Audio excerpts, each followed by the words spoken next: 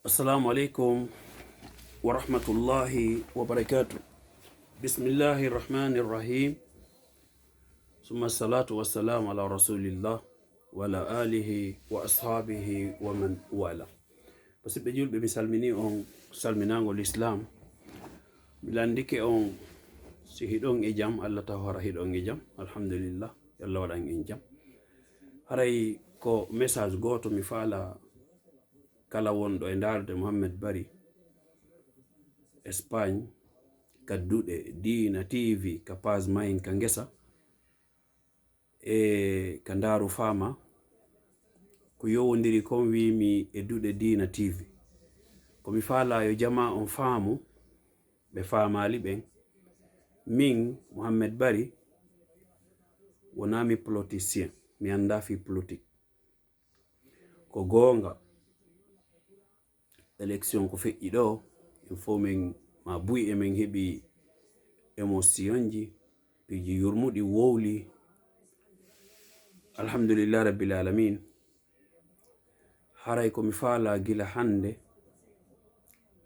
min Muhammad Bari min ko fi an on mi andi mi anda fi goɗɗo go mi anda kadi fi luttuɓe go ko fi hoore am on mi andi parce que mo be ko Allah dali kon أعوذ بالله من الشيطان الرجيم بسم الله الرحمن الرحيم كل نفس بما كسبت رهينة الله دالي بل الإنسان على نفسه بصيرة goto kala men andi hoore mum goto kala men ko waɗi kon o landitete haray min ko lutti kon e gurdam anɗam siko lewru siko duuɓol siko balɗe mi wolitata fi politique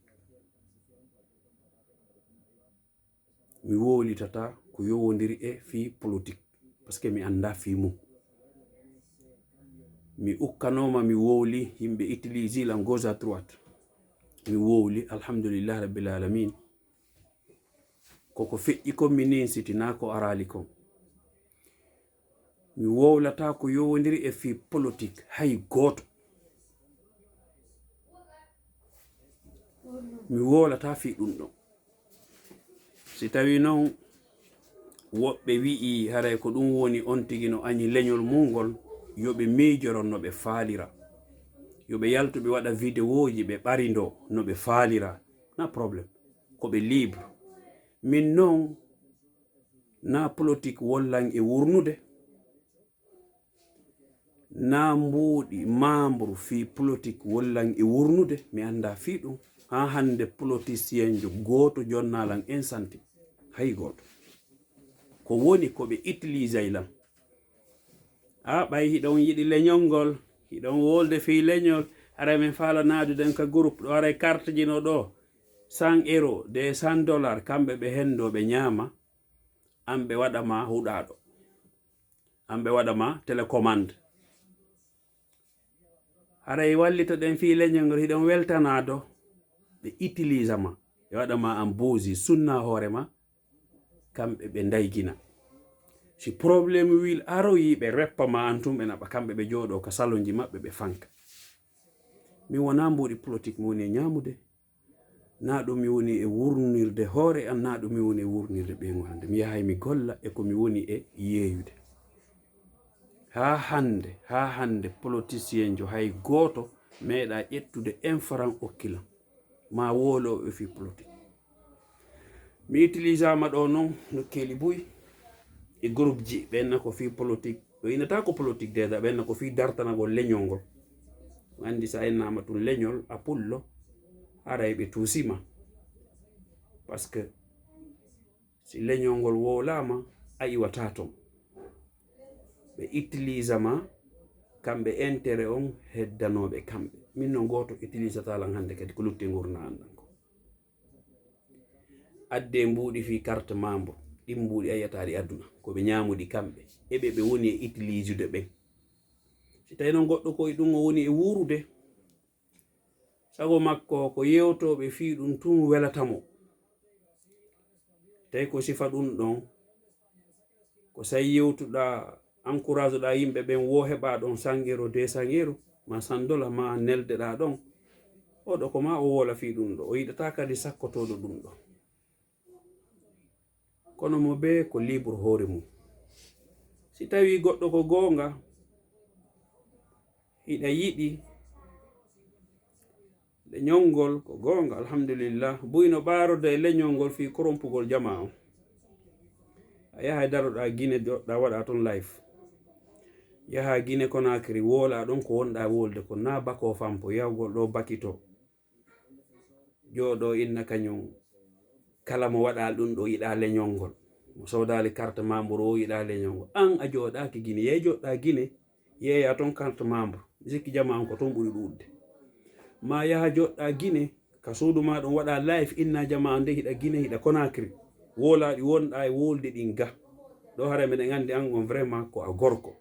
Kono joɗagol Europe ma joɗo Amérique ma joɗo Afrique harana e nder leydi Guinée joɗo e feragol ɗi faala mo be ko libre holugo ko faala. Kono min on ko mi wi'i min Mohammed Bari min ta goto nadan e groupe ka fi politique wolete. Si tawi noon yimɓe ɓe mettini fi ɗum wona haaju am min, ko hoore am mi andi fi mum. Faalaɗo wo noon wowlay, min noon mi wowlinogoy kono mi wowlitata fi politique ko lutti gurdam an ɗon ko gooto kadi watalan obligé de wolinami komi fala ko wolde ko lakkere ande komi woni e yangade komi woni e ñamude, wona goɗɗo neldetalan ɗo 100 euro ma $100 hay goto nelduɗolan wo yaltoyna hande aldanilan ɗo. Min nami moɗowo mbuuɗi man jallaji, nami yaltowo toro e inde leñol ñaama, non min na ɗum mi woni ñamude. Na joɗagol ɗo inna yimɓe convainca yimɓe soden ɗo carte ha ko daroroɗen dartoɗen ɗimbuɗi goto yataɗi aduna, kan tun andi on to ɗum woni yaade e onon clan o ƴettanmi ɗo utilisam mi wolane en he ɓene weltani on tan weltanolan selde lan e hoore weltani ɗon lan itatalan e nangue naɓanmi e ɗowdi. Simi ukkike ɗo hande mi woli ha ɓe mbaɓɓilan ɗo ɓe naɓilan sirete mi anda ko weltani ɗon mi kon ko honɗum nafatami hay fusala ko wawan ɗolla. Na mi politicien mi wolata fi politique ɗum ɗo non faalaɗo o yalta ƴetta vidéo am on naɓa kala ka faala e aduna Allah. Politicien jo ha hande meɗalan soƴƴinde meɗalan hirtinde soƴƴintalan hirtintalan kadi hande kadi mi ñamali mbuuɗu fi woloɓe e groupe politique ha hande somi ñami mbuuɗu maɓɓe yo Allah nanguitoro e ñande janggo haya mbuuɗu ñamali mi yala kadi ñamugo ko somi waɗay kono ƴettugol ɗo ƴettalan ɗo inna ko fi leñolngol harano andi ko woni ɓaawo mum kon ko intérêt personnel mum mi natata e on programme ɗon hande kadi mi wolata fi politique na mi politicien ta goto kadi ukkan e groupe fi politique ko woni politique kon ko onon andi siko leñol mana leñol ɗum ko onon ton andi mi anda fi politique mi wolata fi politique mo be non ko libre sa fala wolay ko falɗa sa fala darato Route des Princes wola ko falɗa sa fala yahay Côte d'Ivoire wola ko falɗa sa fala yahay Sénégal ma Mauritanie ma Gambie ma Guinée Bissau wola ko falɗa ko a libre hunduko ma kon ko an lañitorte ko woliri ko.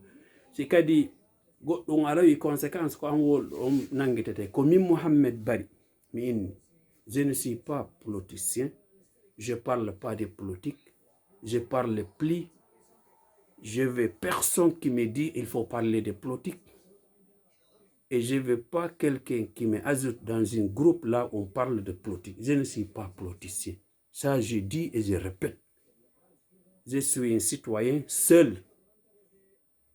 Je ne suis pas politicien. Je ne connais rien dans la politique. Je ne veux pas personne qui me dit il faut parler la politique pour notre ethnie, pour ça, pour m'utiliser. Parce qu'il y a beaucoup de gens qui m'appellent. Il faut parler pour notre ethnie parce que toi, les gens t'écoutent, les gens t'aiment. Ah, quand on me prend en prison, je vais savoir si vous m'aimez ou bien vous êtes là pour votre intérêt. Il y a beaucoup de gens qui sont là, utiliser les gens pour leur bien. On t'utilise pour leur bien. Il faut parler de la ethnie, de la politique. Il faut, chacun de nous n'a qu'à faire sortir 100 euros, 200 euros. Et cet argent-là, c'est pour eux. On va les bouffer et toi, on va te faire comme une bousie. Je ne suis pas comme cette gens-là. Je ne suis pas mendiant. Je ne suis pas un mendiant. Je ne parle pas de politique. Je ne suis pas politicien. Je parle ça en français pour tout le monde entend. Parce qu'en Guinée, ce n'est pas le peuple seul qui est en Guinée. Il y a des Soussous, il y a des Maninki, il y a des Forestiers, il y a des Diaka, il y a des tout. Je ne suis pas politicien. Je ne parle pas de politique. Je ne connais rien dans les politiques. Et je suis libre de dire ça aussi. Personne ne peut pas m'obliger de parler quelque chose que je ne veux pas le parler. Il n'y a pas cette personne-là. Je vous dis et je répète. Si les gens la veulent, n'a qu'à prendre mon vidéo, partager ça partout.